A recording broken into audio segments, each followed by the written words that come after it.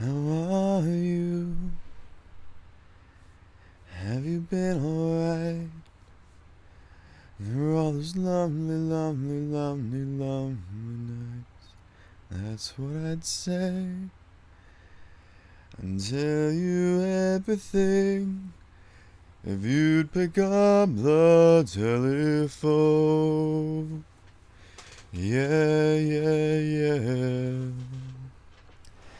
Hey, how you feeling? Are you still the same? Don't you realize the things we did were all real, not a dream? That I just can't believe that they've all faded out of you. Yeah, yeah, yeah. I look into the sky. The love you need ain't gonna see you through. And I wonder why the little things you plan ain't coming through. Oh, telephone line, give me some time. I'm living in twilight. Oh, telephone line, give me some time. I'm living in twilight.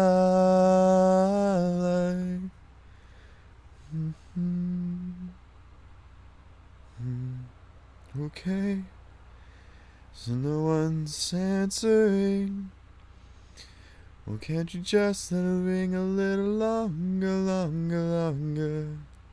Oh, I'll just sit tight in shadows of the night. Let it ring forevermore. Oh, I look into the sky.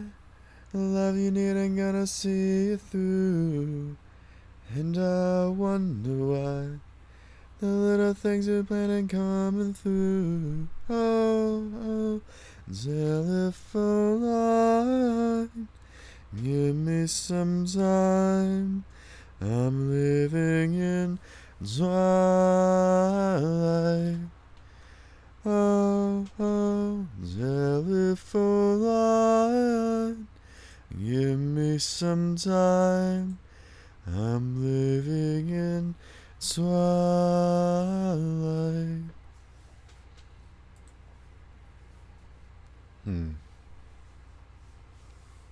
That one didn't feel as satisfying. Let's see. What's another good one? I don't want to go straight into just like the really sad and depressing ones, but that's pretty much where I'm at.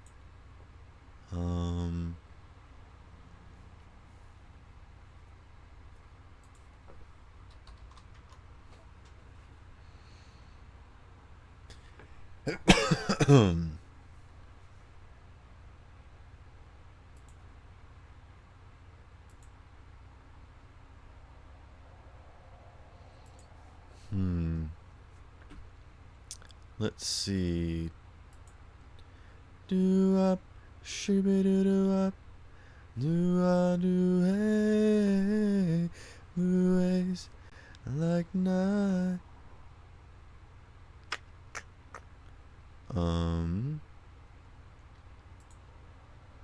Let me look on YouTube. Let's see. To cover? Like songs that I wanted to cover. I'm trying to find that right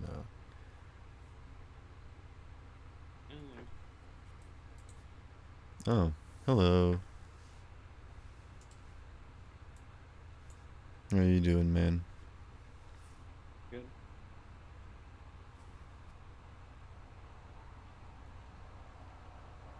I'm just, I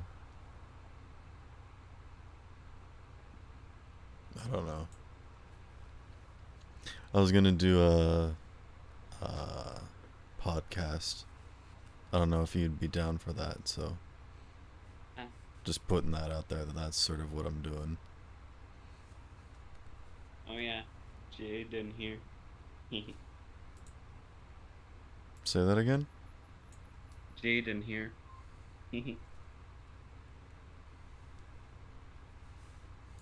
Still didn't catch that, I'm sorry.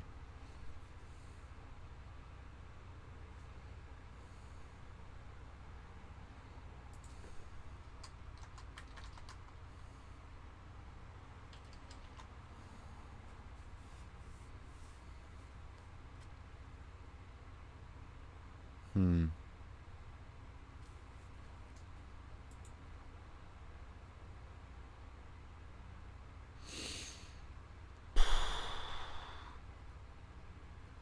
Click in mute channel.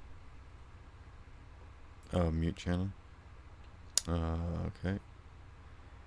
Oh, Jaden here. Oh, okay. Yeah. Okay.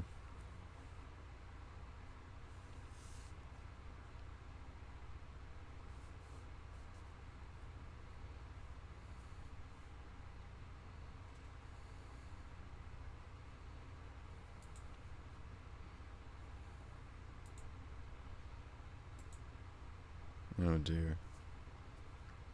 Hold on.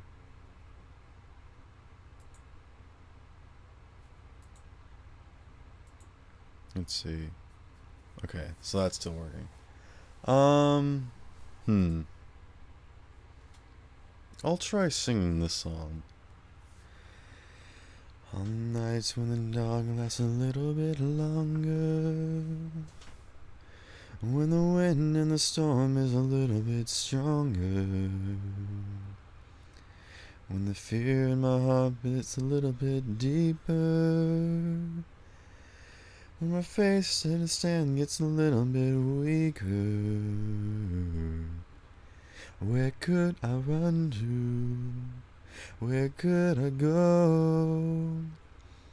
Even when it feels like my world is shaking, even when I've had all that I can say, I know you never let me go. Oh, oh, oh, even when the waters won't stop rising, even when I'm caught in the dead of the night, I know no matter how it ends, you're with me even then. Oh, hello, Spike. Thank you for banning tons of bots. Spamming bots in the background. I swear I'm like not gonna be singing songs, but I just wanna. This is sort of helping me get stuff off my. Hmm. Oh, what's that one song by freaking what's his face? Ed Sheeran.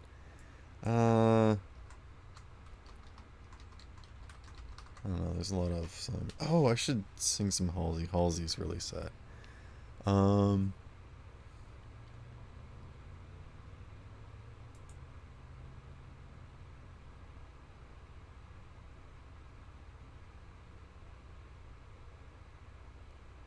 is it Galway Girl? I feel like it's not Galway Girl. I feel like it's something else. Like not as bad or as not as deep as A Team. A Team's real sad. Something right in the middle of those two, and I can't think of it for the life of me. Um. Anywho, what's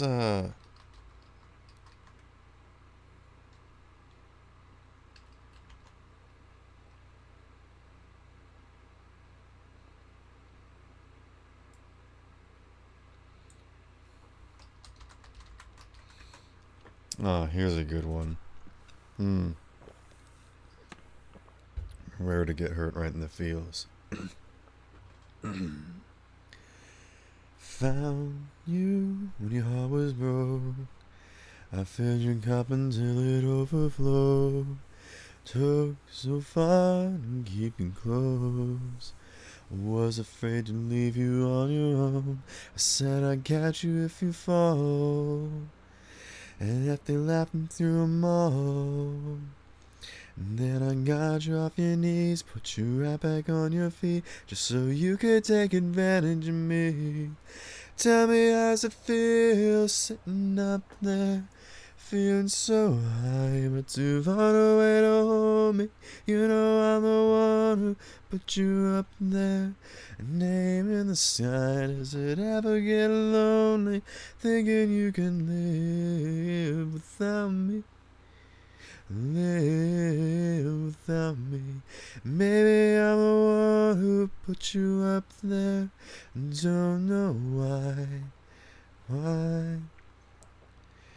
Gave love about 100 times, just running from the demons in your mind. Then I took yours and made 'em mine.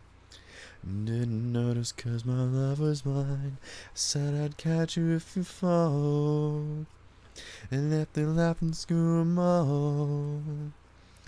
And then I got you off your knees, put you right back on your feet, just so you could take advantage of me. And tell me how's it feel sitting up there, feeling so high, but too far away to hold me. You know I'm the one who put you up there, name in the sky. Does it ever get lonely, thinking you could live without me? Live without me. Maybe I'm the one who put you up there, I don't know why. Yeah. I don't know. I could keep going with really sad songs. I'll do one more Halsey. I think that'll help me feel better. Just like one more. Not like Blue. I think I've sung Blue before. I'm so sorry. I'm so sad.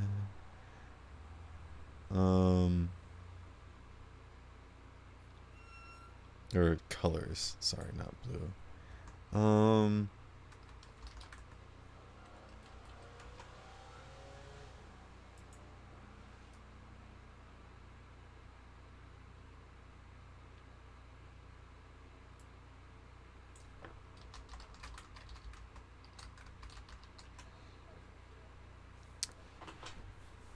Here, let's bring it back up a little bit. I'm getting too sad, I think. Fighting flames of fire, hang on burning wires. We don't care anymore. Are we fading lovers? We keep wasting colors. Maybe we should let this go. Falling apart and we hold together. We've passed the end, so we chase forever. 'Cause this is all we know. This feeling's all we know. I'll ride my bike up to the road, down the street, right through the city. You'll go everywhere you go, from Chicago to the coast. You tell me hit this and let's go, blow that smoke right through the window. 'Cause this is all we know.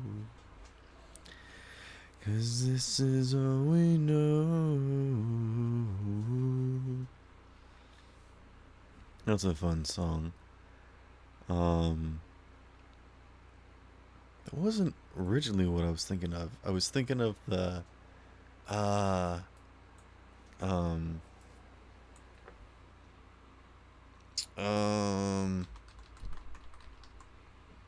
is it this one? No, it's, shoot, what's it called? It goes like,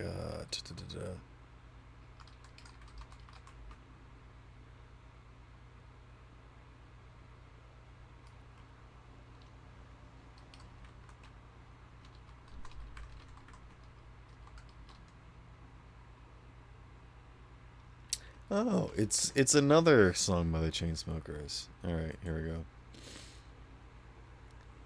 Oh, now we're bringing it back up. This will be fun. Hey, I was doing just fine before I met you. I drink too much and that's an issue, but I'm okay. Hey, tell your friends it was nice to meet them, but I hope I never see them again. No, it breaks your heart moving to a city in a broke down car in 4 years new cars. Now you're looking pretty in a hotel bar, and I can't stop.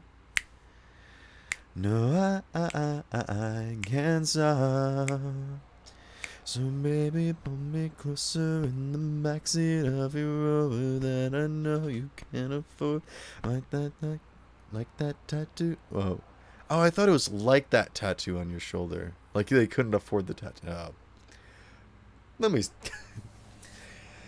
So baby, pull me closer in the backseat of your Rover that I know you can't afford. Bite that tattoo on your shoulder. Pull the sheets right off the corner of that mattress that you stole from your roommate back in Boulder. We ain't ever getting older. It's just a really fun song. Now that makes me want to sing like one other song, but then it also reminds me of uh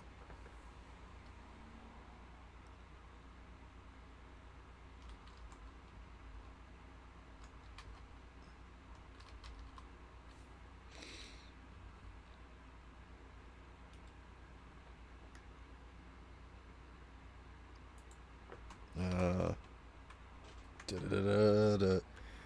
um Alone Together. That's the song that I was thinking of. But it also reminds me of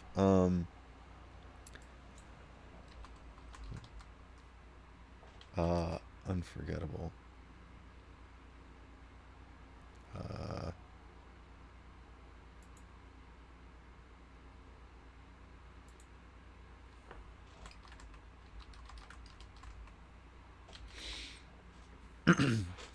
do, do, do, do. This is one of the ones that I've been meaning to sing for. Hey, Tangerine, hello. It's been a while since you've been on my stream. Uh, I got sidetracked singing a bunch of songs that I really wanted to sing. So, hi, hi, hi. How are you? I'm gonna keep singing. I'll do like these last two songs, and then I'll chill it. Because I want to get into some stuff that I want to talk about.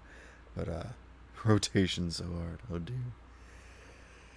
It was the 14th of October, and that t-shirt off your shoulder. I was drunk, said I was sober, and you said, yeah, right. We were talking for a minute, then some guy tried to cut it. You took my hand and we pretended like I was your guy. Whoa, and I tried to guess your middle name. For 30 minutes, but we played that game. That Mangorita you were drinking in the Coldplay song that you were singing. And I bet right now you're probably thinking that it's crazy. I remember every detail, but I do. From your blue jeans to your shoes. Girl, that night was just like you. Unforgettable. We were dancing, we were buzzing, taking shots like it was nothing. To the running man you loved, yeah, you laughed out loud. You brushed away your blonde hair and you kissed me. I know I can still show you the spot where everything went down. Whoa, I told you I was gonna marry you. You probably didn't think that it was true. That mango Rita you were drinking, that Coldplay song that you were singing. And I bet right now you're probably thinking that it's crazy. I remember every detail, but I do. I can still smell your perfume. Girl, that night was just like you. Unforgettable. Whoa, whoa, oh, oh. Whoa, oh, oh. Man, go read it. You were drinking. It feels just like it was last weekend. that we jumped in right off the deep end. That Mangorita you were drinking, and the Coldplay song you were singing. And I bet right now you're probably thinking that it's crazy. I remember every detail, but I do. I can still smell your perfume. Girl, that night was just like you, unforgettable. From your blue jeans to your shoes, girl, that night was just like you, unforgettable. Gosh dang it, that reminds me of another song that I really like to sing. I won't sing the whole thing, but it's, I'll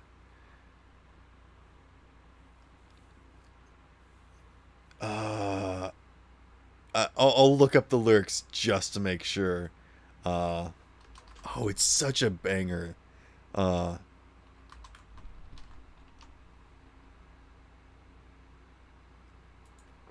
uh, Mostly because the guitar that goes with it just goes so hard. Um, you know what? I'm gonna go ahead and sing it just because this song's awesome. Oh man, wait. Can I get like, uh, can I get this in instrumental? Oh, I would love that. Hold on. Just because this uh karaoke. Do do do do do. Uh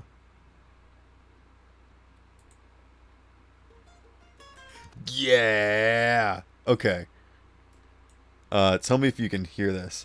That's a bot. Can hunt around. All right. Actually, I need to know if you can hear that. Okay, you can, but it's like really quiet. I wonder why.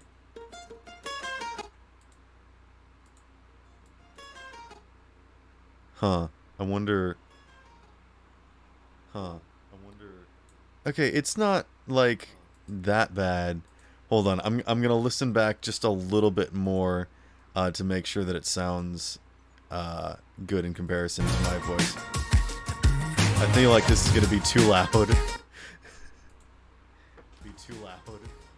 Oh no, it's not. Okay. All right. Um, I might turn it down just a tad. We'll see how it goes, cause I can definitely jam to this. And if I get DMCA'd, I don't care, cause this song is awesome.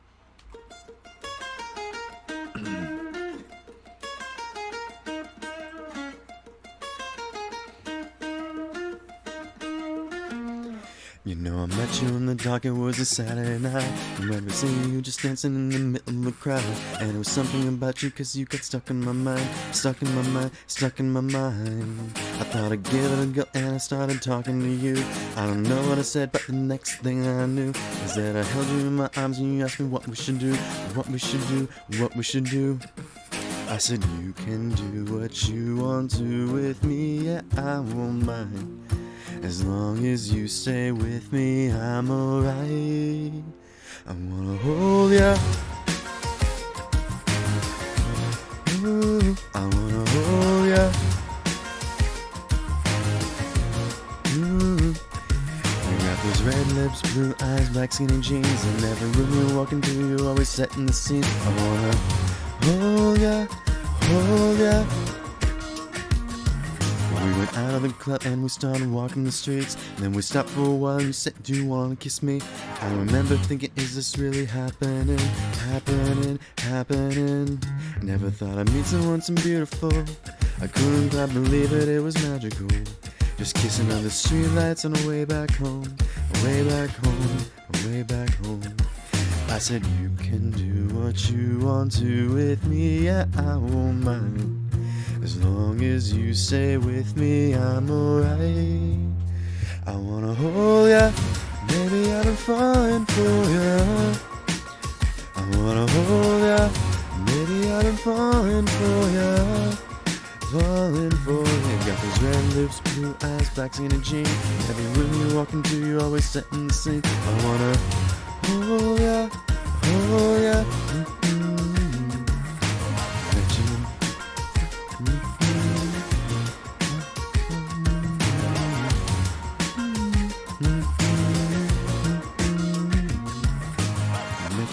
dark, dark, met you in the dark. Met you in the dark, dark, met you in the dark. Met you in the dark, dark, met you in the dark. Met you in the dark, dark, met you in the dark.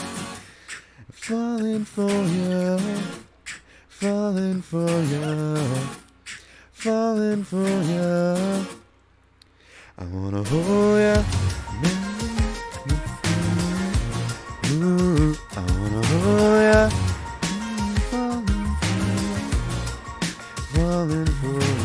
Red lips, blue eyes, black skinny jeans. And every room you walk into, you always setting the scene. I wanna hold ya, hold ya.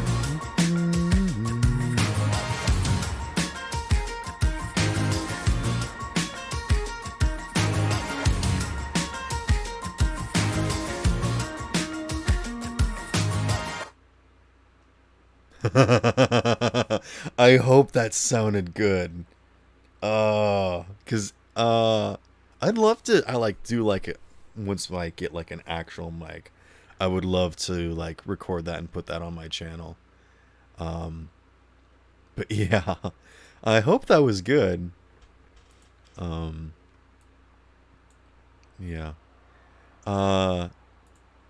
Yeah. I really gotta like. I gotta stop doing songs though. I'll do. Do I want to do the Fall Out Boy one? It's such a good story. No, I'm not going to, because then I'll just go down a Fall Out Boy path. That was a good one to edit on. That was a banger. That was awesome. Hopefully it sounded good. I'll have to listen back to the VOD. But since this is a podcast, I'll actually be putting it on my YouTube channel. Goodness, we're half an hour into the stream and I haven't even gotten started yet. Yeah, let's go ahead and get started with... Oh, that's probably for sure gonna get copyrighted on YouTube. Well, I don't know how bad Twitch is.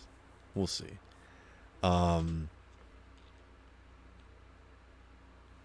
So, to start off with, I've got a note here that I've been meaning to say, that I've written down, that I wanted to talk about, or to start a stream off with, just because I have such a hard time starting. I've written something down, and it's the strangest thing nobody's gonna understand until I explain. But here it goes. Life is like flat soda. It's one of those things where, if you get it first thing, start off, you enjoy, like, yes, I've got this thing, like it's new, it's what I want, it's here, it's right in front of me. But if you wait around too long, it starts to fade. It doesn't go bad, but it loses its initial thrill. And this is the problem that a lot of us have, and I see in a lot of other people, including myself. But there's so much that, it's oversaid of like, oh, like we, what's the way that they always put it? You never know what you have until it's gone, or whatever. Some other dumb stuff like that. But like, enjoying something for the sake of what it is, I feel like is super important, as opposed to just sort of being, there's a difference between complacency with little and actually enjoying what you have. Not just like making do or accepting like what you have, but the things that we have that we take for granted, the simple things, like where we're standing currently, not just in life but physically, where we are, what we have, all these little things that we don't think about, all these things that we've collected over the years and keep, And if we got rid of any of them, or if they disappeared or burnt down or whatever, we would just like absolutely lose it. But legitimately, how many of those do you actually use and appreciate on a daily basis? You know, I'm looking about like the stuff on my desk, and I don't use half of these things. But like, if any of them were to go away, I would be upset. But at the same time, I'm not using them. I'm not appreciating them right here and now when I could be. I've got like a Lego set like right here on my desk that I haven't put together. Why? Because I haven't had the time, or I haven't been in the mood, or it becomes like a chore putting it together. Or like, where would I put it? Do I have to take it apart and then like put it in just like the random tote? Like right now it's in the box. It's mint. It's good condition. It's safe. It's there. It's present. If I ever need it and I want it, I know exactly where to achieve. But for like, it could sit there for like 30 years and I would just appreciate it for what it is, of what it could be, as opposed to just sort of enjoying it right here and now. And there's something to be said for the wanting that keeps us satiated. But also the thought of being able to appreciate things for what they are, whether or not we have completed them.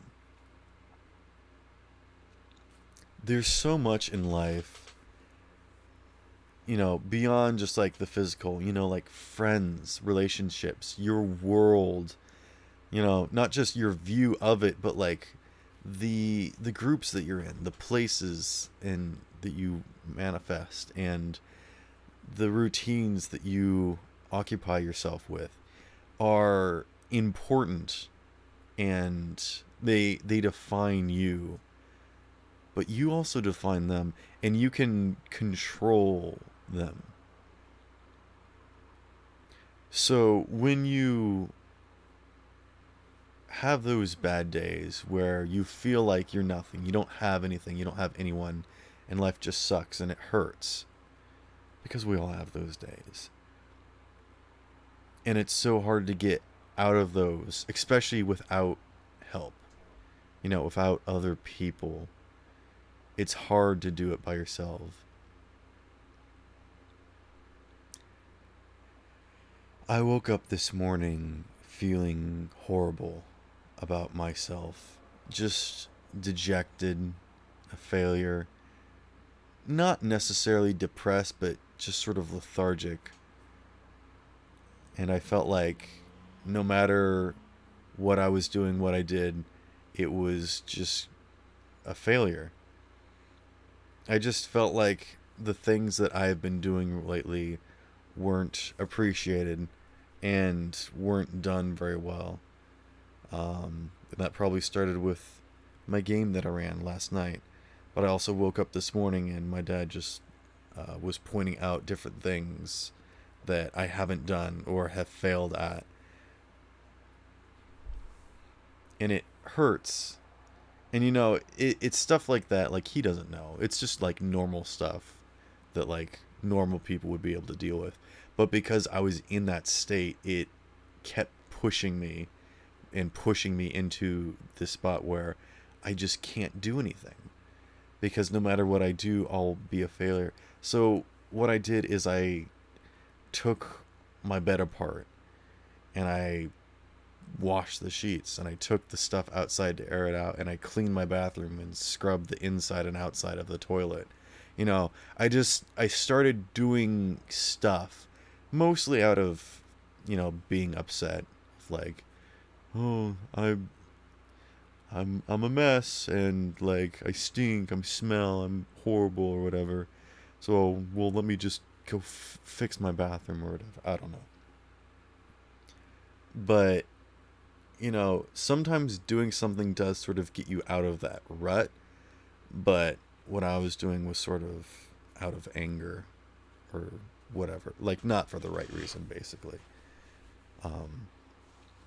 So I always advise people not to do that. I mean, sometimes you are like in bed and you just can't move and you can't eat. You can't breathe sometimes. Like it's impossible to move. And so sometimes what I'll do when I am in that situation is just start an argument with myself and make myself so angry that I'll at least start to feel something. And then I'll force myself to start moving and like, well, all right then. I'll show you and just like march around and like start doing something or cleaning up or like maybe I'll start cleaning the kitchen, then I'll start cooking food because I'll start to get hungry. Because I don't want to eat food, but my body is like grumbling and requiring sustenance. Um, so it's just sort of you got to do something to sort of get out of that. But also at the same time, we my going back to my original point of like trying to experience and enjoy what we have is super important. Um, my mom has been frequently leaving the house to go like several cities away to go see my sister because my sister moved out and then moved in with her husband and then got married. Well, I think they got married and then they got a house, whatever. Um, and now they've got a baby. It's just like all these different things that like my sister can't handle it and she's breaking down and needs help. So my mom has to leave the house even though she's not good at dealing with things either, like going over there to support them. And I've always been the child that's like been quiet, invisible, and you know, I don't need any help. I don't need anything. So people just sort of ignore me. But sometimes I put up that front of like, oh, don't mind me, just ignore me. I'm invisible. Don't worry about it. Because I just don't want to be more of a bother. So it's stupid that now that I'm like, I've never gotten any sort of attention. Like I don't feel like I've gotten any appreciation either, but you know, it's like I don't feel like my parents love me. Do I know they love me? Sure. Like yeah, like that's just sort of obvious, I guess. It's hard though, and that's the reason why trying to do stuff just based off of feeling is not good, but also sometimes it's hard to know something. Maybe my parents don't tell me they love me very often. Sometimes my mom does, but you know, the only person that I've ever gotten like physical interaction with uh in the past. Actually, for most of my life, I think most of physical contact I've gotten was from just my mom. Because I didn't really get a whole lot in school because I was either before just like the bullied kid, so ran and hid, or like the kid that was socially awkward and so no one was around him. Um, so basically, people stayed away from me, and I just sort of learned to be in that aspect and to stay away from people. Um, I forgot where I was going with this. Um, oh, I guess just sort of physical contact. Um,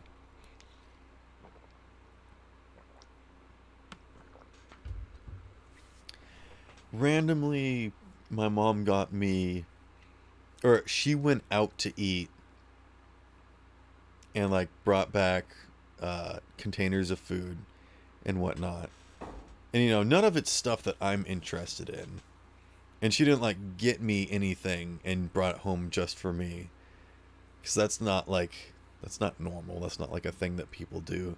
But what she did is she got soda and then she brought it home and then it went flat, and then she offered it to me. And that's sort of like a weird thing that seems backhanded, of like, oh well, I've got all my stuff, but now that I don't want it, here you can have like a small piece, like a used or a second thought sort of thing. But that's really not what it was. Um, it sort of seems like that, and sometimes it feels like that. But I actually enjoy flat soda. Um, it's like when you have ice cream and it melts. It's still good. In my opinion, I would say that melted ice cream is sometimes better. I prefer soft serve ice cream. Um, Not like uh, ice cream soup. It's not really ice cream at that point, but um, like an otter pop, or that like melts, or a snow cone. How about that? Like a snow cone or a slushy that melts. It could be like watered down, but it's still good. Um, Anyways, most sodas I actually just generally don't like because of their random flavor or sweetness or whatever. It's like not specifically the carbonation, but yeah, I feel like when there is like less carbonation in there, it tends to be sweeter. It's like ice cream. The reason why ice cream actually tastes sweeter when it's warm or melted is because there's so much sugar in there that's crystallized that you don't taste. Like ice cream is super sweet, but because it's frozen, we don't really taste it that much. Um, that's why when the soda's less carbonated, it's pretty much just like the uh, it's pretty much just the syrup that they put into uh, carbonated water. Because I'm pretty sure that soda is literally carbonated water. And then, like different companies have their different syrups that they shoot into it to give it flavor or whatever. But yeah, that's why you can get like soda water, which is literally just what soda actually is, just without flavoring, where it's just carbonated. Um, and you can use that in baking or whatever, or not baking, cooking. Goodness, yeah, do not bake with carbonated water. That would not go well. Anywho, my mom got me flat soda, and it was like, oh hey, cool, she got me soda. And one of the views of it is like, cool, you've got me a gift that I don't want. Like, okay. Um, but it was more of the thought that counts. But then I also was second thinking of like, is this sort of backhanded because it's her soda that she doesn't want now because it's flat? Like, there's so much stuff that we like overthink, or like we try and nitpick and take too much out of stuff when really uh hi, welcome back. I'm talking about soda. Um we think too much about things when really, I'm not just saying that we should blindly accept things, but like sometimes things really are as simple as they appear, of like getting soda. That doesn't have to be like a big thing of like, oh, you're the dumb normal quiet child that doesn't need anything, so here, have this flat soda, and that's good for a year. Sometimes it feels like that, but that's not the intention. I know that's not the intention, but that's how it feels, especially when she goes to such efforts to go help my sister when I don't get hardly any attention at all. Oh crap, they're here too. Oh, whose stream were you checking, Spike?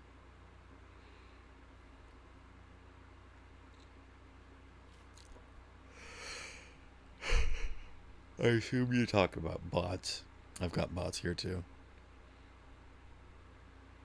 Whoo! um, what was I talking about? Oh yeah, what I did is I took that flat soda and I went out on the deck and I sat in a just a very crappy, dusty, like rickety plastic chair. You know, it's just one of those like single uh just like molds that they inject the plastic into or whatever. It's like one of those very simple stacking chairs. Uh and I sat there drinking that flat soda, uh and I just sort of yeah, I just sort of sat there. And the sun was setting. It was really pretty. And, it was just after work. So I was, goodness, there's a lot of hoss people going around. Noise and punch. Um, I was just sort of sitting back and enjoying life for what it was, where I am currently. You know, it's a lot of those things that we sort of take for granted or just sort of don't really,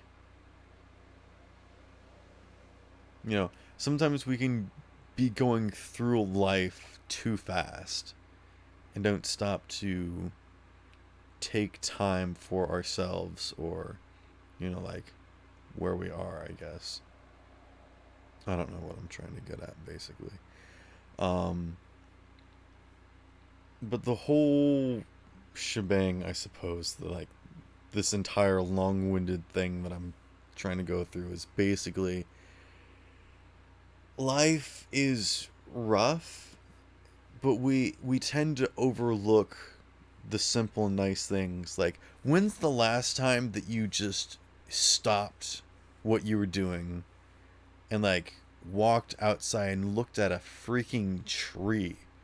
Like, trees are awesome. They're these giant plants that we could never do that. We could never like imagine something like that like in existence. And if you like actually look at it and like the branches and the needles or the leaves and like the bark and like all this different stuff, it's like really amazing.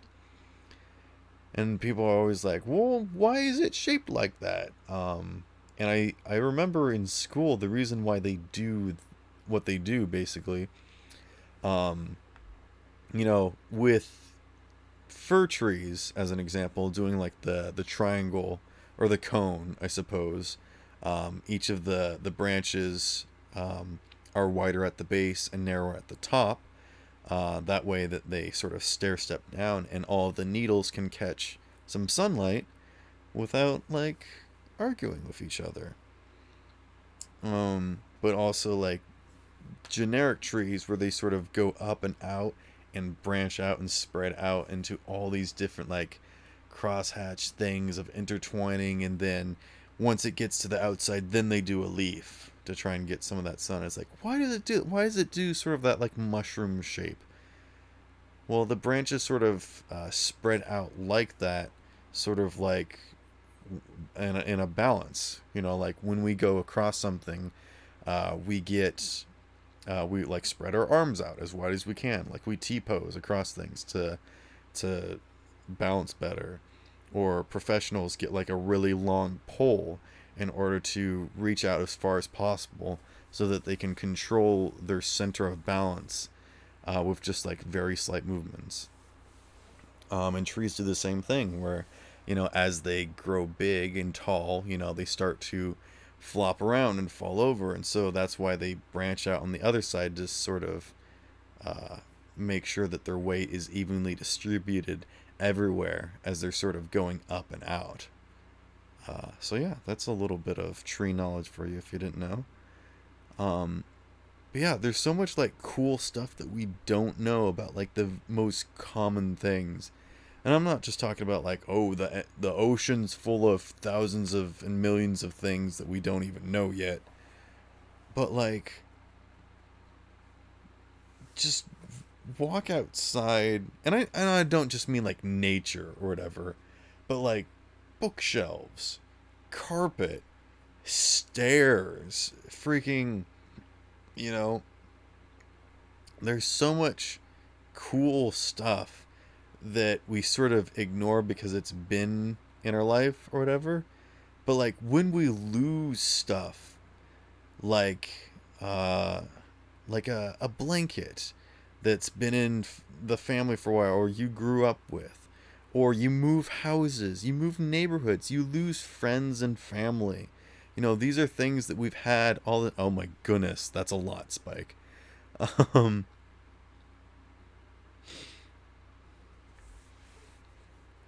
Hold on. Let me go down this list.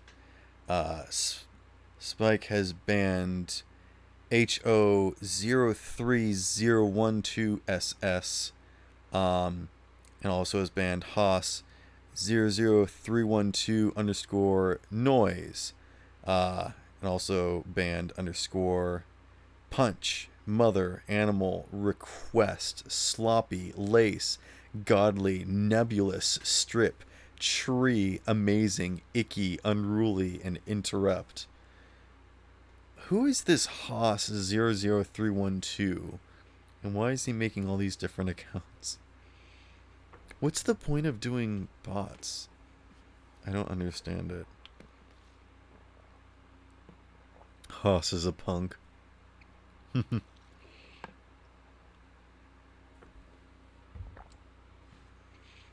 Why is he trying... Like, how can he mess with me, though? Like, what can he do to me and, like, mess with me, basically?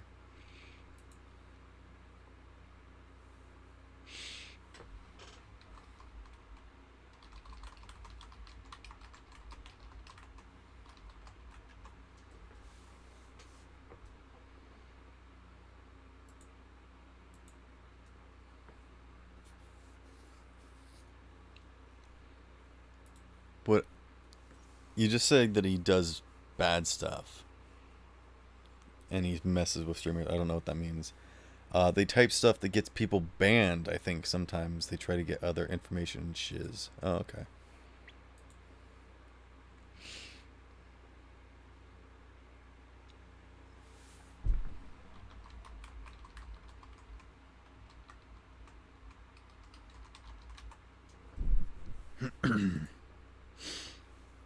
Oh, I might have a friend that's gonna join and do the podcast with me. That'll be fun.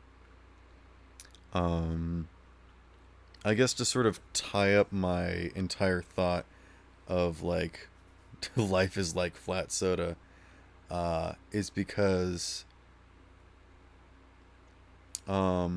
life is sort of about enjoying like what we have and where we are, and sort of like the very small essences of. Oh, hello. Hello. How are you? Pretty good. That's good. You sleep well? Yep. How have your D&D been going? So far, so good. I hear you furiously typing in the background. I was talking to Sky, Oh, oh dear. and I saw you were streaming, so I was like, "Ooh, Mm-hmm. what's he streaming?" Yeah, say hello to Twitch. Hello. Hi, Twitch. Hey. Hello, I'm streaming. Please do not cuss on my stream. I beg of you. Okay, I won't. I'm not playing Call of Duty right now, so. Yeah, there you go. I will try my best. Hmm. Yep. Good, good. So, I think I've sort of tied up my thing that I was talking about. Unless you don't mind me getting maybe some feedback, and we can bounce off of each other a little bit. Or we can go on to a new topic, whatever you guys are into. Whatever you want to do, doesn't matter. It's up to you. I'm gonna go for I've been going for an hour. I tend to go for 2 hours. But we could also end with some Jackbox if we got one other person. A Jackbox is typically 3 players plus. But maybe Dr. Forrester could join. Who knows? Oh, grab my IP. Oh dear. So I started off my stream. Well, I started off my stream singing a bunch of songs. But basically, the thing that I've been talking about is sort of enjoying life for, like, or things in life, like where we are, the things that we have, like the person that we are. And basically, the thought is that, like, when we lose things or move on in life, it's so, like, it's difficult to move past the things that we've lost or whatever. But, like, why do we never enjoy the things that we have currently? Like, because they're so common that we don't even think about them. Like, all the stuff that is in our room that we don't use, like, hardly ever. But if any of it was to go away, it would be such a detriment. That's just sort of like my interesting thought that I was going on about. That sounds interesting. Do you have anything you want to touch on? A lot of cosplays I haven't worn in years is something that is with me. Like a fandom dies or something like that. Yeah. Because I have 7 outfits from a anime called Axis Powers Italia. Oh, And yeah, Hatalia is great. that fandom died back in 2014. And I have not touched those costumes for that long. Yeah, there was a lot of great Draw the Squad memes, basically, where they would put people... And I think this happens in most fandoms, where you take a character and you put them in a common scenario. Like, Yep. I'm trying to think of, like, a good one. Homestuck. Yeah, same thing with Homestuck, where basically it's like there's a spider coming down from the ceiling, so you, like, figure out, like, who's going to freak out and go hide in the corner, who's going to, like, go and deal with it, who's gonna be scared, or, like, there's so many, like, different things of, like, oh, well, this character is this person in this scenario, Yeah. There's lots of, like, that sort of things with memes or whatever. There was actually a war over here with Homestuck and Hitalia. Oh my goodness. Oh god. It was horrible. See, the It's problem... like you're stepping on our territory, go away. Oh my goodness. Countries. It's the internet. Yup. See, That's how bad it got. the whole thing with, like, it's fine to be different, and actually I, like, encourage it, and I enjoy spending time around people that are different from me, because it's very boring to be by yourself with yourself and, like, your own thoughts and whatever. So, like, it's fun to meet, interact with people that are different than you. That's why I like you two, because you guys are very different than me, because I'm a very quiet, less than normal person that just doesn't do anything, and you guys bring a lot of energy and uniqueness and fun randomness, which I personally just, like, adore. So but like, when people take it too far and be like, oh, you disagree with me, you must die, like, it's just so stupid. And that's how it is with politics now. It's not like, we want to help the people. Well, we want to help the people too. Like, well, what's the best way to do it? It's like, well, these are this side and this is that side. No, it's like, you are Satan and you must die. The left must die, or the right has to go. I don't Oh know. God. Yeah. Stick your head in a wood chipper, basically. That's what they're arguing about on politics now. It's really stupid. Yeah. The thing That's about why I don't go for Homestuck, politics. go. That's why I don't go for Homestuck. I did not like their ways of torturing other cosplayers. I think that's less of a fandom thing and more of like maybe the people in the fandom, you know. Yeah. I wouldn't relate sort of people's actions and reactions to stuff with specifically that media, you know. Yeah. The thing with Hetalia is that like from the get-go, you know, like from the very first episode, you meet all these characters and you know exactly what's happening, and then it just starts. You know, it does like an episode of like, this is a thing that happened in history that we're acting out with personas. Whereas Yep. in Homestuck, it takes so long to get anywhere. Like, it's one of those things that if you start out and you're interested in it and it goes on, it's like, oh yes, there's so much and we're growing and I can't wait to see more. But like, once it's all there and you have to go back and start from the beginning, this is like my problem with grinding games like Destiny, where if you're a new person, it's horrible. Like, if you're a person that's there every single day enjoying it and watching the progression as it goes, it's great, but getting started hooked into it, it just takes so long. And that's sort of why I can't get into stuff like Steven Universe or whatever, because there's just like so much of it of like, well, what? Why aren't you already here? Can you believe what's happening next week? And I'm like, no, I don't know anything about it. Who are you? You're the worst. How could you have not have been into this? It's like, oh yeah, wow, thanks for making me feel welcome. Like, you should have already been. You go watch it now. I'm like, no, thank you. My first introduction to something like this was Hunger Games, because I read books and they're like, oh, they're gonna make a Hunger Games movie. I'm like, oh, okay, that sounds interesting. And they're like, oh, you gonna watch it? I'm like, yeah, I'll take a look at it. It's like, oh, yeah, we'll get to see how it is based off of the books. I'm like, I haven't read the books.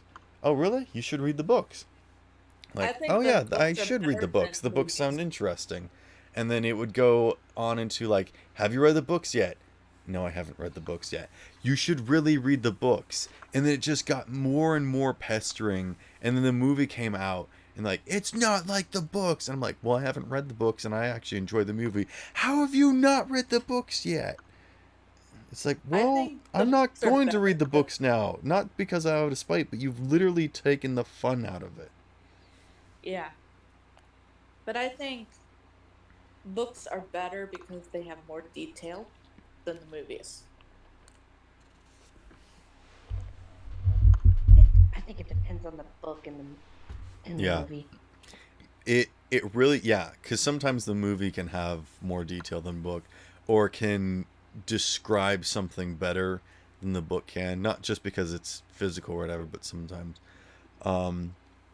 The biggest thing that I've seen people complain about is interpretation. Not just of like, you have to make a character that doesn't really have any descriptors have like an actual physical thing that you can see now. It's like, oh, well, in my mind, this character looked different, but now that it's in the movie and it looks like that, I disagree with it. Yeah. You know, a lot of people did this with Harry Potter, specifically Hermione Granger's character. They said that she should be like a different like type of something. I don't remember. I don't want to guess wrong and say something different. But people were saying a lot of things about Hermione should have been different. But from my perspective of never reading the books and experiencing it as an outsider, and this is my first impression, I thought it was pretty good. So there's something to be said for people that, you know, have no basis. They can just sort of enjoy something. But also at the same time, when people take too much liberty, like they did with the Percy Jackson movie, and they try and take all the good parts and then just completely change it and don't follow anything, it doesn't make any sense. And they try to cram it down into one movie, which is difficult enough as it is, and then try and make it interesting. It's just no good. And my constant thing that I keep coming back to is that if you're going to make something that's based off of something, you probably would want to make it in a way that it would be like, you should cater it to the people that are already fans of that. Not to say that you can't, like, make something new, but, like, how do I want to put this? If someone's already interested in that, those people are probably going to hear about this first and be interested in it.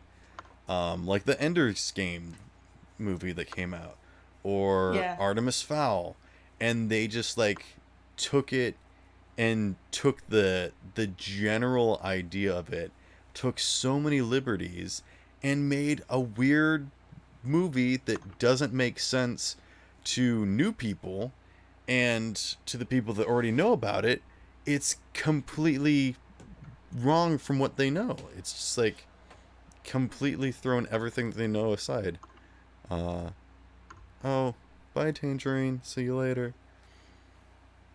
Good night. Bye. Yeah. Bye. Yeah, that's my friend Angeline Tangerine. She's pretty cool. Ah. Wow, I'm up to 5 viewers now.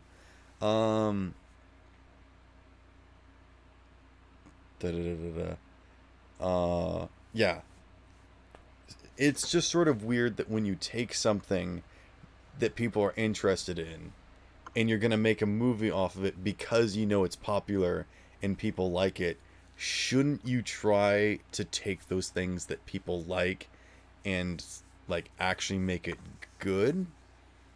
Because that would just make sense, right? Yeah. Mm-hmm.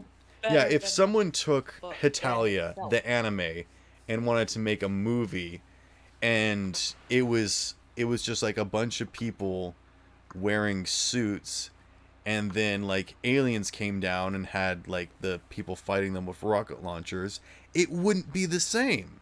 If they tried to make Italia an action movie, it would not be interesting. It would just be weird. I'm sort of against how they made Attack on Titan the live action movie. Because Oh, I haven't seen they it. got all the characters wrong. I haven't They- seen it I either. can imagine that. Yeah, for sure. They screwed up everything. They changed every single character. They left out characters that were really important. It was bad. It was that bad. Trying not to spoil it, but Oh no, I can imagine. yeah.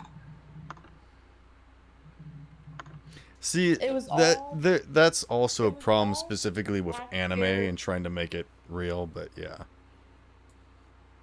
It was basically all black-haired characters, but they left out the blonde characters. They left out the different toned haired characters. You know the reason why Like that is, right? Because they're trying to make it more accurate to what people would look like. Yeah, because they don't have any actors that actually look like that. Because over there, they really don't have any blonde-haired people. Like, legitimately. Yeah. And if they dyed it, it would not look good. But they also couldn't bring in American people.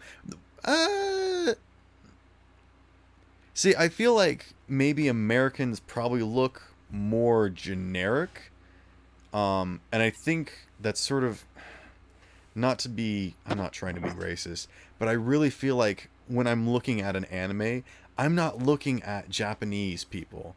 I'm looking at Americans. Yeah. And maybe that's because of my American view, but it really does look like people in like Japanese schools or like My Hero Academia. They look like Americans. I'm sorry, but they really do. Yeah. And so like when you take Yeah. a Japanese person They- that does they like the have- very awesome costume or has like the totally accurate hair, because nobody's hair actually looks like that, and then put it on like a normal person's body, it doesn't look right on most Japanese people, because Japanese people are, you know, thinner than Americans, or like they've got. See, I feel like Japanese people would do like really well dressing up like elves or something, because they've got Yeah. sort of that form. I'm not trying to go with like the generic of like their eyes or whatever, but you know, their hair is like a very specific thing that is like really hard to do, you know. And I'm not saying that, Yeah. you know, Americans would do better at imitating anime hair. You know, nobody can imitate anime hair, but you know. Yeah. If we could imitate anime hair, that would be awesome. Yeah. Yep. Yeah, I remember my first trip to Japan, and I was like, man, none of these people look like anything in the anime. Yeah. That's a joke. I've never been to Japan. Yeah, I came off the plane and I was like, where are all the girls? I thought there's supposed to be girls swarming me like every anime, because I'm a guy. Yeah, went to like every single Italy time you go to and- Japan, there's just like an anime that spawns out of your existence, and you just cross your fingers and hope that it's like a slice of life and nothing like Naruto or something where you're gonna die. Oh God.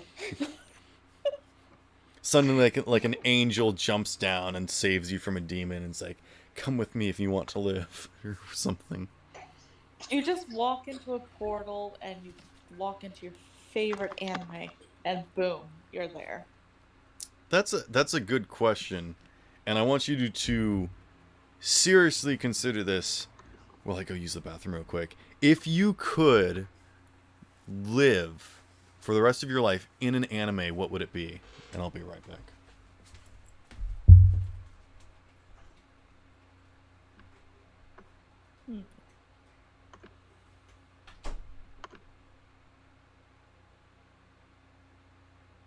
Be right back.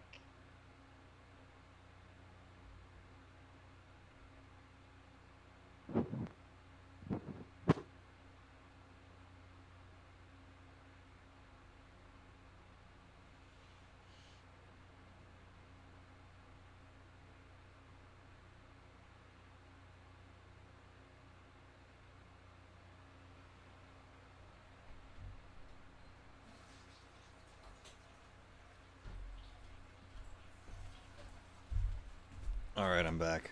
What was your decision? Okay. I would probably pick My Hero Academia Yeah, and why is that? because you wouldn't I have a really quirk. want a quirk. You I would want not have a quirk, Oh. because you're just a human entering this world. And there are quirkless people in this world. Yeah.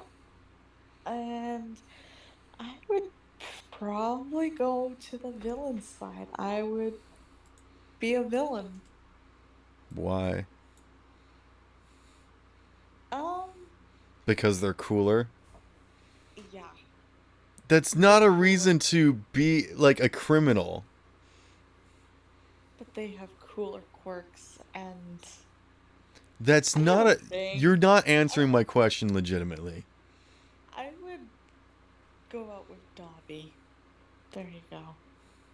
Dobby, I'm sorry, but legitimately I feel like Dobby would have no interest in hanging out with a normal person like us. You never know. He Right. hangs out with hawks. I feel like he doesn't hang out with people in general. Probably. I know Shigaraki doesn't. Because if you touch him, you get decayed. Yeah. All right. If you don't have an actual answer, what about you, Fira?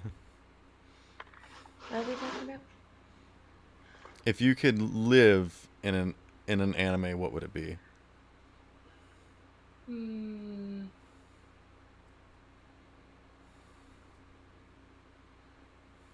I think I would take Halsey. No, not Halsey. Because you want How's vampires to Moving be Castle? real. How's Moving Castle? Ah, that's a good one. Yeah, Studio Ghibli films are great because they start with normal people in normal life and then they discover something fantastical. So that's pretty cool. Mm-hmm. Like Pollo. Spirited Away. I feel like if anyone can't was celebrate this. legitimately thinking about this question and answering of like if you could live for the rest of your life in an anime, what would it be? It would most likely be slice of life or like something like very realistic and simple that we could actually deal with, I suppose. And I could name a few that I would legitimately like. Um, but here's my thing though. Um, and before I give my answer, I do want to touch on this real quick. I have 2 points that I really want to like drill home that I have problems with. Is that like when people have fandoms for something, um, well, let's start with this. When you're hanging out with a group of friends and there's like someone that you really like, or and you just sort of want to hang out with them and be like friends with them, but then maybe there's a person that you have a crush on and you want to like actually get closer with that person, but they have someone else that they like, or maybe that they are in a relationship. I feel like there's a disconnect there. There's like a change, like of I'm not gonna try and win over this person because they're in a relationship or whatever. Um, I forget where I was going with it, but basically, I always thought that it was weird that people like had such like weird. I don't want to say tendencies, but like it. I'll be specific. You guys know Sword Art Online, right? Yes. I feel like I- Yeah. everybody does. Um, Asuna and Kirito are like a thing. They're together, or Kirigaya, are they're dating. They're like a thing, and I think they're. I know that they're married in got- game. I think they got married outside of game too, right? Yes. Yeah. They got Okay. married outside of the game. Yeah. So why do people still like have feelings for either of them? Like for me as myself, I can understand how like yes, these people are attractive or interesting, but like I would never try to put myself in a fantasy with like either of them because they're happily in love with someone else.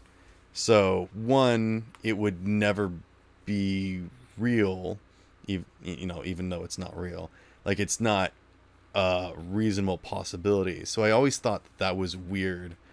And I'm not just talking about like body pillows or whatever, but like when people make fan fictions or whatever, it's like, oh, I want to date Kirito. It's just like, but he's already in a relationship. Like that's something that I don't understand, and maybe you could explain it. Like, why is that a thing? Like, do you want to completely change the timelines? Because then it seems like you don't actually like the anime.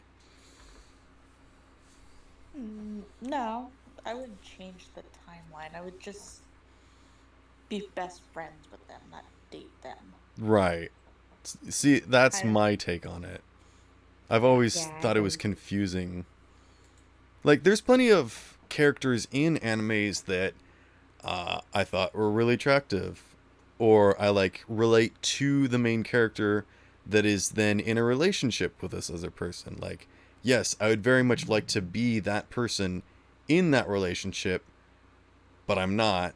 And even if I was in that world, I wouldn't want to break up that relationship just so I could be there in that relationship with that other person or whatever. Like, Yeah. that just doesn't make any sense to me. But I don't know, maybe I'm the weird one, so who knows. I think there was something else that I wanted to preface. Yeah, there's probably like a handful of slice of life anime that I'd like to be a part of and just sort of like hang out with people. But the truth is that they probably wouldn't hang out with me. So it'd just be like me living in Japan then. So it's like, well, what's the point? Yeah. Legitimately though, there's a few that are probably like really rough ones that I would still be interested and willing to do, such as My Hero Academia, because I feel like I have some good points. Like, I'd love to be a teacher at a hero school, especially to be a quirkless teacher at a hero school, because I think that there's a lot that I could definitely teach kids with quirks, and not just like how to use their abilities, but also like what it means to be a hero and like taking care of yourself and your friends and sidekicks and backup and whatnot. Like, you gotta stay on top of that. Like, I am confident that I would be able to teach a class at a hero academy. What kind of class would you teach if you were Quirkwis? Well, like I said, I could definitely teach them about like teamwork and utilizing their abilities. The biggest thing in school in general is that I don't think a lot of teachers they sort of teach like generically to every student at the same time, whereas to be a teacher, I feel like it's very important to be able to relate to students individually and teach according to them, and make it interesting and important to them so that they can actually relate to it and don't just have to memorize stuff and whatnot. Because there's a lot at My Hero Academia where it isn't just sort of gym, where they're doing physical stuff and manifesting their quirks and doing all these different things. There's a lot of stuff to learn there, yes, but there's also a lot about the worlds and teams and tactics and approaching different scenarios and situations in specific ways, as well as maintaining confidence and like your composure and your presence in the public as a hero. Not just like training them how to be strong and win all the time, but there's definitely a lot of things that I could teach Bakugo about, like how to be in a proper form in public, whereas Bakugo could very easily win in a fight, but like there's so much other stuff. Yeah. But yeah. If you were in the My Hero world, what kind of quirk would you have?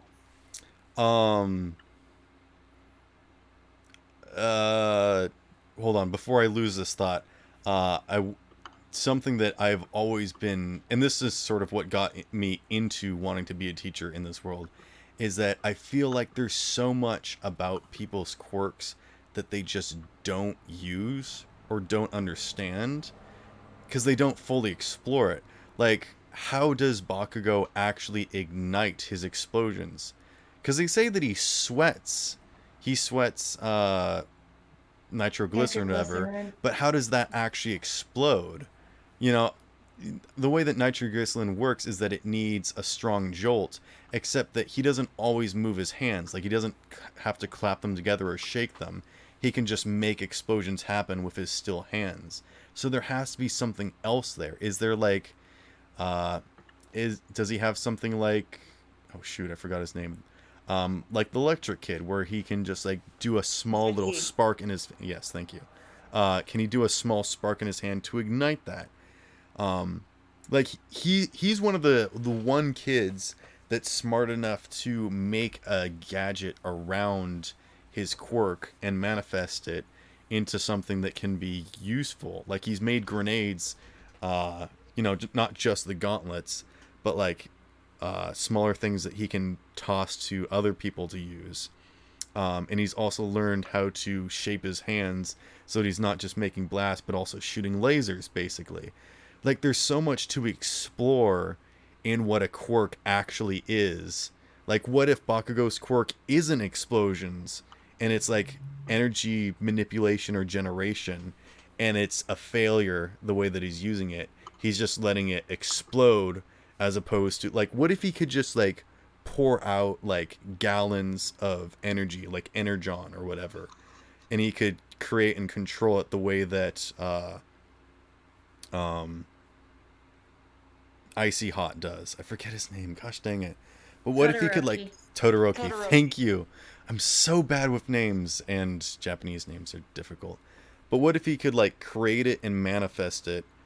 And also, the other thing that I just hate about Todoroki is that all he does is produce those elements. He has no control whatsoever. He just bursts it out and has no control.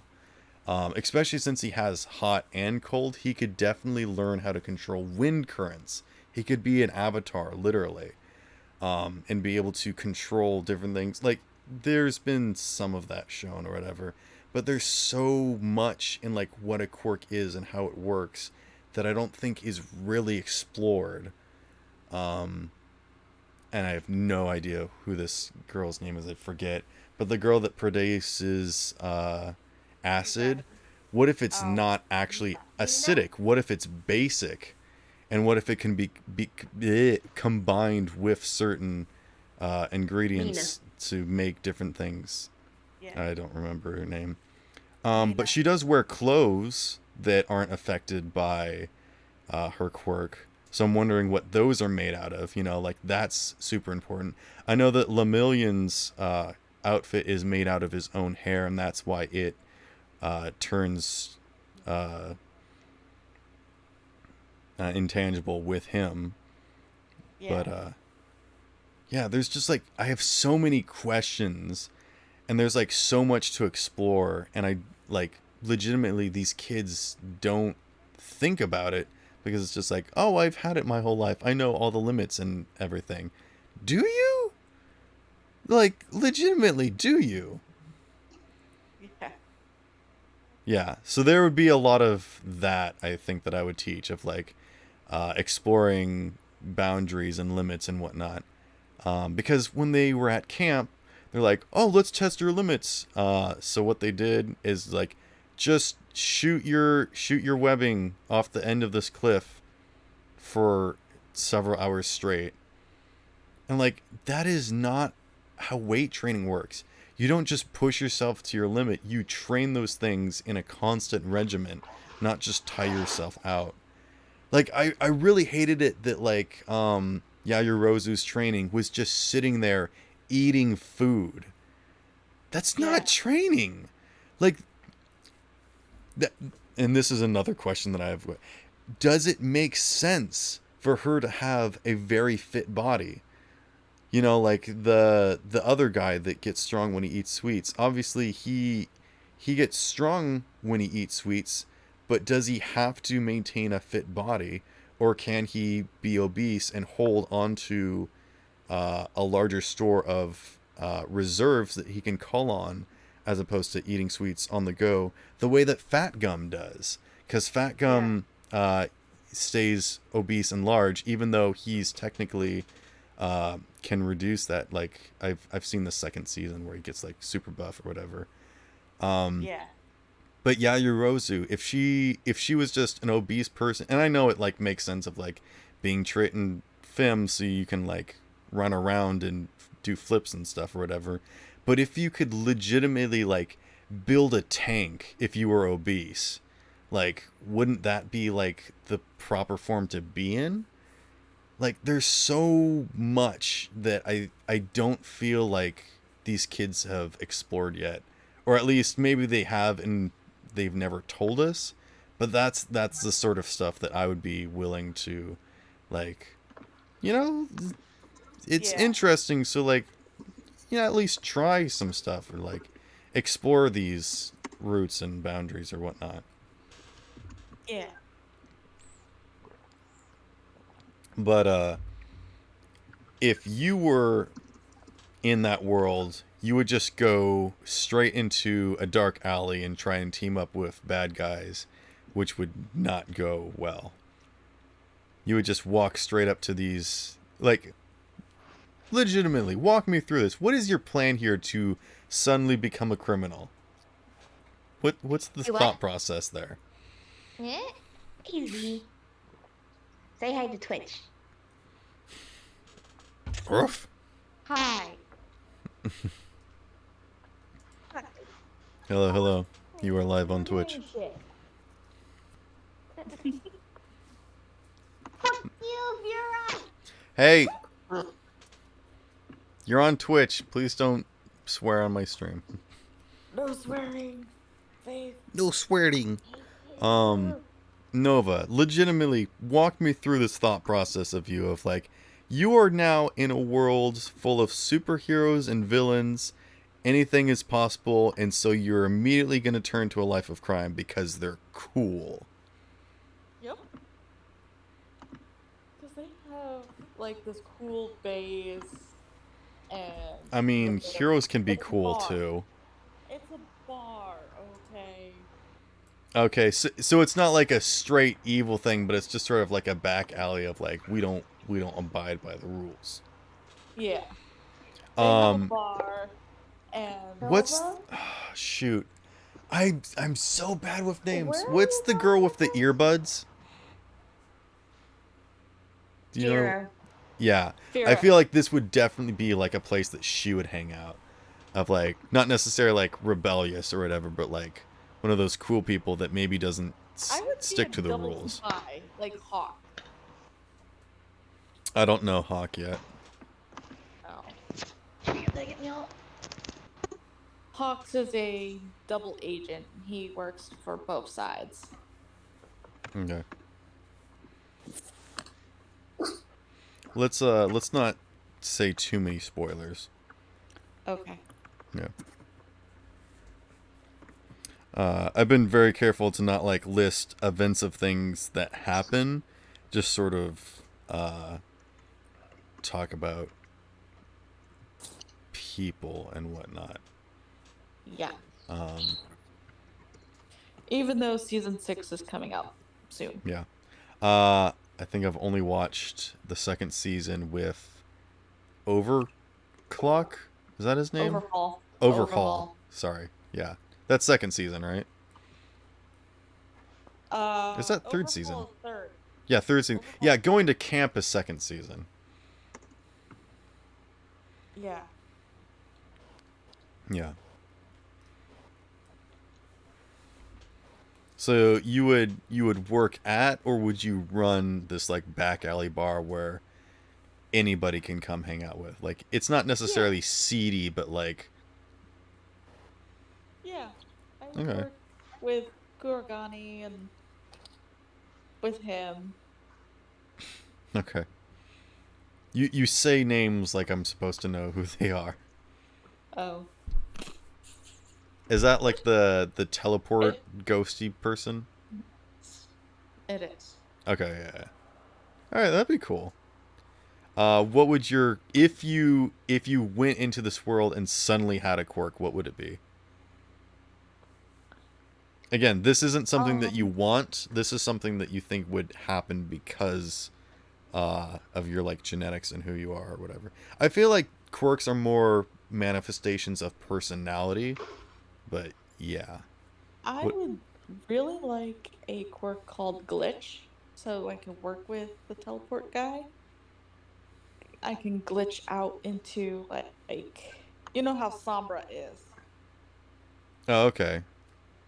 like that.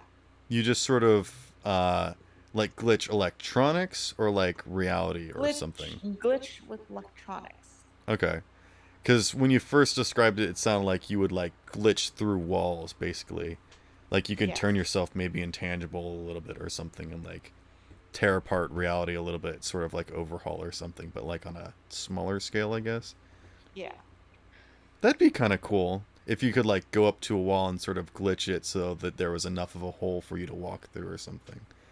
That'd be cool. That'd be an interesting. You know what? I'm gonna write that down. That sounds like I'm making a story where I've got like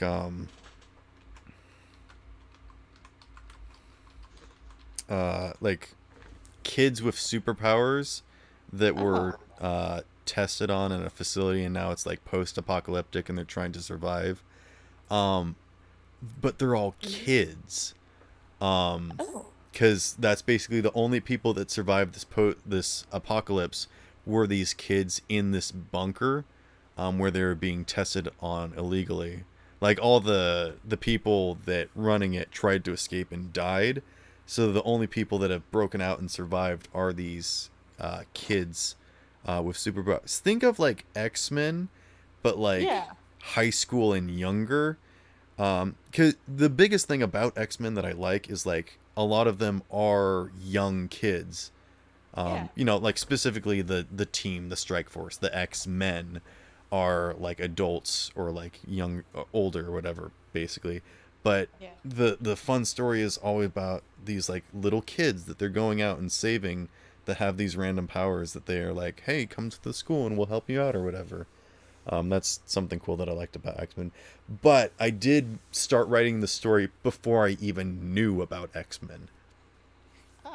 Yeah, it's really cool. But like as I started making these characters, fleshing out, I'm like on several books already, and slowly and surely I'm realizing like some of these characters are very similar to the X-Men, and that's just unfortunate because I had decided on this before I knew about X-Men. Yeah. I actually started making this after I watched Power Rangers. I think that was probably like the thing of like people with powers is cool. But again, it's like very different from Power Rangers because it's more like X-Men. I could see how it could be related to My Hero Academia though. But yeah, that's why I'm writing down because glitch power sounds like a pretty cool thing. And I could go into that, but that would be like that would probably be its own podcast of me just talking about those books. So let's not get into that. Not this podcast. My favorite X-Men was Pyro. Pyro's cool. He could only control fire, not generate it, which I thought was a very cool take on something. Because, you know, there's a lot of different powers where you just sort of assume that they can create and control stuff, but then to like point out that he doesn't like what? Nightcrawler was my favorite. Oh, cool. Yeah. Nightcrawler's cool because of his background and whatnot. Of like being in the circus, but then also being Catholic. And like how he was like treated like a devil, but he's like trying to be a good person. But then he's also like learned sword fighting, which is really cool. But yeah. I like how he can teleport. Yeah. I think I like characters because of their abilities too. My favorite was probably Havoc, because he's Cyclops' brother, so they both have energy generation powers, but his work's completely different. It's just kind of cool. It's sort of like waves and whatever. Anyways, yes. I also like Storm. Storm was my favorite. Storm's pretty good. Yeah. Storm always seemed overpowered, but like her power seemed overpowered, but like when doing stuff, it never seemed like she was that much stronger than other people. Which is the way that I'm gonna do it in my, I guess they sort of touch on that in My Hero Academia of like, different abilities can be more or less useful, like depending upon what you're doing or whatever. But I also want to touch on like the fact that I think Todoroki is a good example of like some people just are powerful, you know, Yeah. because if I don't know, if I had a quirk in My Hero Academia, it would probably be something like perspective, that I would be able to change sort of like people's viewpoints or whatever. Like maybe not necessarily give them vertigo, but like being able to change like gravity or like people's perception of the world or whatever. Yeah. And I've sort of just briefly described this before of like one of my things that I did growing up is that I would lay in the grass staring up at the sky and pretend how I was on the side of the earth looking out into nothing, or laying on the bottom and could fall off into the sky forever or something. So something sort of like that. But the other thing about perspective too is that like I'd be able to walk through a locked door because at one point in time it was unlocked or it was open or the door didn't exist. So like perspective is like a weird thing. Anyways, it's like kind of hard to describe, but I've been writing stories about that too, which is kind of interesting. So we might see that one day. Who knows? Sadist, you there? Yeah, what's up? We're kind of answering questions. Either or, if you were in the My Hero Academia universe, what would your quirk be and what would you do? And or if you could live in any anime legitimately, where would you like to be? Had to have a quirk in My Hero. Like, if you had a quirk, what do you think it would be, based off of your personality or whatever?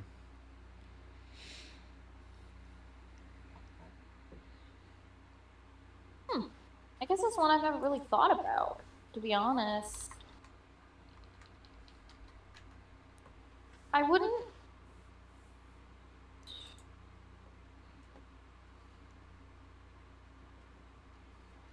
Hey, Diggs. Hmm. How's it going? Yeah, I don't know. Going off of my personality, that's an interesting one there. Because it would be something like Shinzo's, but not completely. I wouldn't be able to control people's actions or really influence them. Would have to do with the mind. I'd more be able to see snippets of what they've been through, or actually I have made a character for My Hero at a time where I was just really bored. Now her quirk was the ability to see the weaknesses in others, be it quirk wise or personality wise, a way to poke at them. Mm-hmm. You see, she didn't use it for evil, though. She would use it to help people better themselves. Sort of like that one guy, I think Hawkeye or whatever, that can see people's life in like the future or whatever. Night Eye. Night Eye, sorry. Yeah, he could see the future. But for her, it would more be like she can see some of their weaknesses, like what their quirk does to them is something she might be able to tell depending on what their quirk is, or like how they control it, and then in turn how to control them, basically. That's interesting. Yeah. And that's also, that would be like a great ability to have as a teacher, to sort of like help people learn how to use their abilities. Exactly, and that's what I think I would do. I'm not like I Yeah, don't we like need more people love. teachers like Eraserhead that, like, if a student's getting out of hand, you can just turn him off and be like, no, calm down. She wouldn't be able to complete. She wouldn't really be able to turn them off, but she would be able to avoid their quirk usage, if that makes sense. Yeah. Oh, She'd render it. that reminds me of this one character in the Marvel universe. I don't think he is a mutant, but he hangs out with the X-Men and whatnot. His name's Longshot, and his ability is being lucky. And he can sort of wait until just the right time. Like he can sort of control it if he wants to do something. And like the more dangerous or like specific it is, he might have to wait longer until there's like the perfect opportunity. But he knows basically. But he can basically do crazy stuff. Like he can dodge just like Spider-Man. Obviously, he's just a normal person, so he doesn't have like spider Yeah. agility, but he can, basically do that. He also throws knives and can like catch people off guard and do like Yeah. some pretty. Imagine Gambit, but Mhm. like Gambit with spider sense, basically. Cool.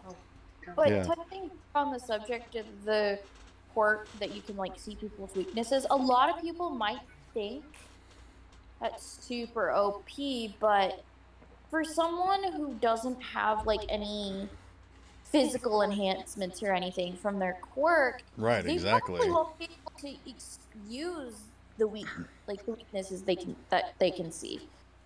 Going back to someone like Night Eye, you would assume that he would just sit behind a desk because all his quirk is good for is like understanding or like information based, basically. Yeah. Like it doesn't seem like it would be all that awesome, but at the same time, if you knew how someone was going to fight you, you could like completely control them and like be able to, Yeah. yeah. Yeah. Unless, of course, you were physically incapable of avoiding their attacks, basically, or something. Yeah.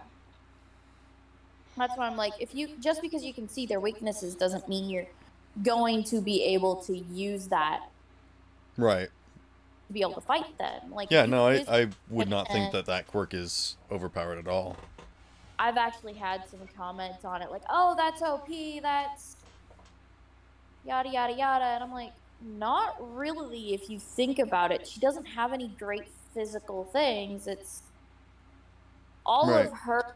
The way she became a hero was she trained day and night to get to where she was. Yeah, exactly. That's how most heroes are. Even with a character like Overhaul, they can completely deconstruct people and Yeah. also reconstruct people. That has to take a lot of concentration and effort and skill that he's obviously had to train over time. Obviously, he wasn't able to do that with like the first person that he deconstructed because there's a lot of stuff there, especially like living things. That's got to be Oh, more difficult than like so he's definitely trained a lot. um yeah. were you here when I talked about what my quirk was? Actually, yeah, I was. I had just been in here for a little while when you started Yeah. talking about. uh Basically controlling people's perspective of reality or whatnot seems like it would be strong until you kind of stop to consider like how strong is someone else's will, basically. Like if Yeah. I just change someone's perspective to think that they had a heart attack and died, that would be very hard to convince them to believe in because, like that's not something that would just happen normally or randomly. So that's the way that I've written it into the story that I'm writing, basically, is that it's really only as strong as what your belief is or how plausible this alternate perspective is. And most Yeah. people aren't willing and open to like thinking or perceiving things differently, so it's kind of like a really hard thing to use. Oh yeah. But yeah. Is there an anime that you'd rather live in than My Hero Academia? Is there an anime I would rather live in?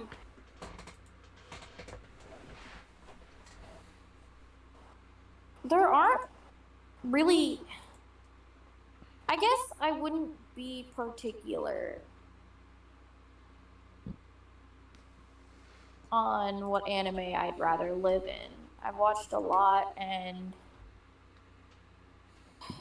hard to say what one I'd rather live in. If we're talking about certain scenarios, yeah, no problem. I can tell you what one I'd rather live in. But if we're just talking in general, that's not an easy task.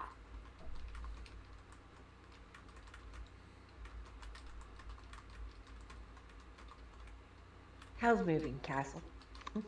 That one would be fun, but at the same time, if you're not part of the main cast, it would be really boring. Yeah. Well, I mean, you can make yourself main cast. You just sort of got to go out there and do stuff or provide something, you know? Yeah. If you're just there for the ride, then there's like, you know, live the animu life. This one might be a surprise, but to be honest, I could say one of mine up there on the list would be Sword Art Online. That's a good one too. I feel like I would do well in that one as well. And I think that's sort of like a cheap one to do of like, yes, I could easily survive in a virtual reality video game because I feel like that sort of is, you know, I guess nowadays very realistic to consider.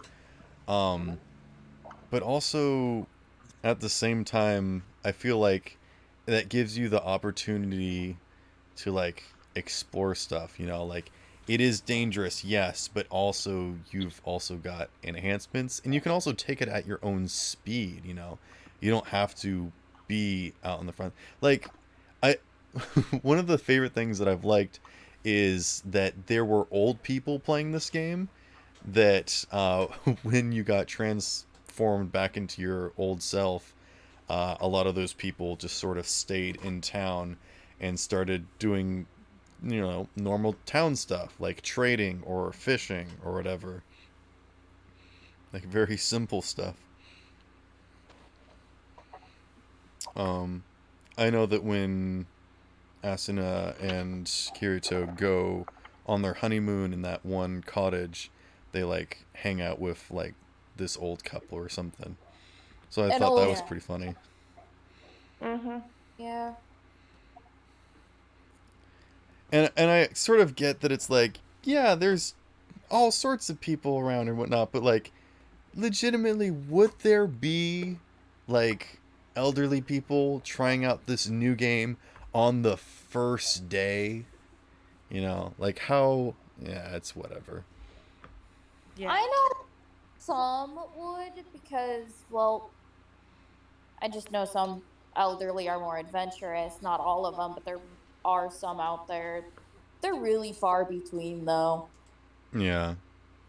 Sort of depends.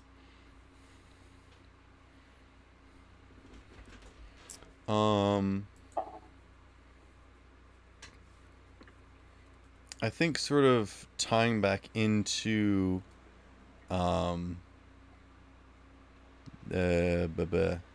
what what's something that you think in life is like interesting or important to you and who you are and whatnot that, you know, the thing that I was first talking about on this podcast was these things in life that if they were to go away or you had to move on from, that it would be terrible from or whatever. But during most of our lives, you know, as we're going through stuff, we sort of don't pay attention to them. Like, what's something that you probably don't think you appreciate or enjoy as often that you maybe should. And sort of my example was, like people, obviously, but like nature and like the house that we live in, like where we are physically, uh, not just like in life, but like, like the chair that you're sitting on, like the computer that you're at, like things that we just sort of not necessarily take for granted, but I think if we got to enjoy more and weren't as complacent with just like letting stuff exist for the sake of existing that you thought was important. Does that make sense? Yeah,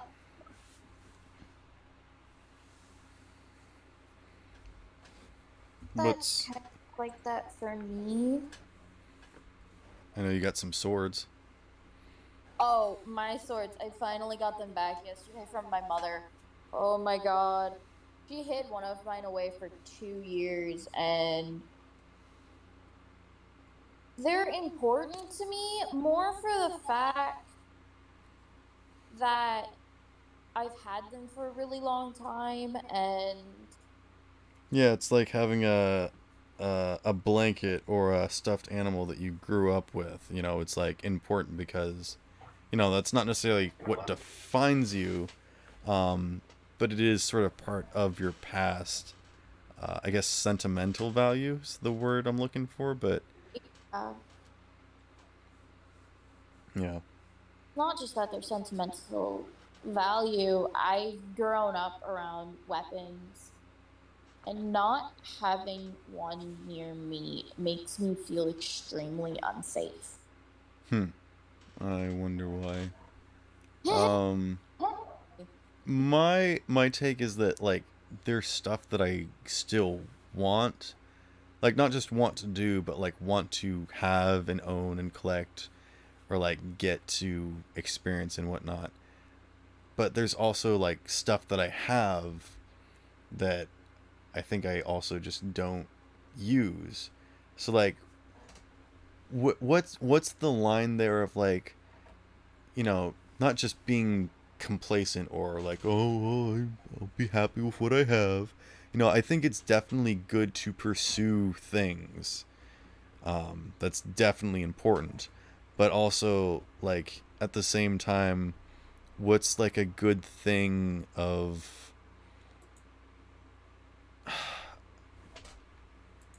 trying to figure out what I'm trying to go for here. Something that it's always there and you feel like it's underappreciated, even though it's like something that you probably miss a lot if you lost. Is that what you're trying to say? Right.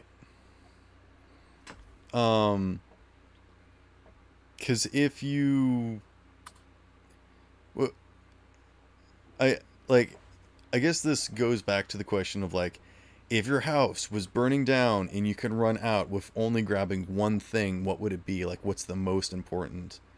Um, but sort of like in that situation of in the future, if you lost all the stuff that you have, what's something now that you wish you would have enjoyed or appreciated more while you have it?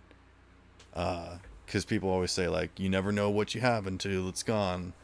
So like appreciate what you have or whatever. But like, what is something? I guess. I guess that's the question I'm trying to go for.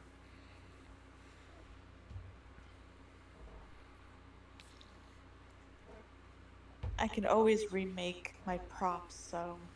I could always redo my walls. I could always repaint. But My guitar. My sword's not liable to be destroyed unless it's like purposely destroyed. Something that I know would hurt if I lost would definitely be like my cat or my dog. Yeah, They've been a lifeline for a that's long. a good pull. I would say pictures of my family. Mm-hmm. Even though I have them on my phone, I have pictures that were basically on paper. Oh yeah. There's something I just I don't know what it is, but there's something about physically owning some. That's why I don't like buying games like on Steam most of the time. yeah. But even like on consoles, I don't like to buy virtual copies. I like physical copies. Because there's something Yeah. about like seeing it on the shelf or whatever. Like you could read or watch anime online, but like owning the physical thing is like always good. Yeah. I feel like that's why books will just never die. Ever. Yeah. That's why I've never owned a You're Kindle. good. I like reading Oh, Kindles are horrible. books. I like turning the page. And the I like physical the copy? smell. I like the physical copies. Facebook will never, ever replace family photo books. Yeah. Girl, what I- you doing? I have so many photo books, it's not even funny. Like when I went on trips with my family to like, That's awesome. yeah. That's really cool. When I I went, remember having that assignment in school where we were supposed to make like a photo album of like as we go through school. So like every single month, like put pictures and write down what you did this month of like even the smallest adventures and like maybe write out quotes or like draw like a little diagram and put on little sparkly things. And I was like, I literally have nothing. I went yeah, home, I worked on homeworks. That's all I've done. I have no life outside of school. Like, yeah, legitimately, I had nothing to write about. So I failed that assignment. It was really crushing because legitimately, like, it was so hard to, like, I had to keep going to my teacher and being like, I don't have anything to talk about. I was like, well, you can write about anything. Like, it's not like you went home and stared at a wall. I was like, no, I stared at my textbook and then I went to bed. Like, that's when we're like, we'll write that down. And then, like, every single time I would do that, he's like, well, you've got to have done something differently this month. And I was like, no, I really didn't. Like, it felt so bad every single time that this happened. It was really horrible. I had something similar in one of my years of high school, but instead of a photo book, we had to write about events throughout our entire lives. And for me, I'm sitting here. It's not that nothing's happened, it's I literally don't remember. Oh, yeah, I have a bad memory too. It's That's, not bad memory. It's more like I would lock the memories away because I did never had a nice home life. hmm.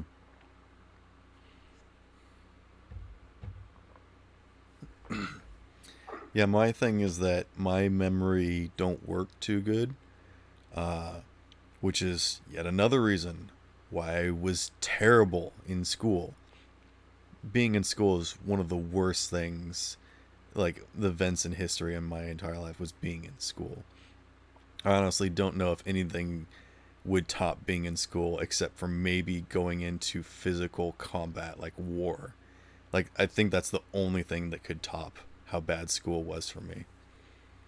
Um, it just like tons of terrible stuff happened there that I'm not gonna get into because it's quite horrible.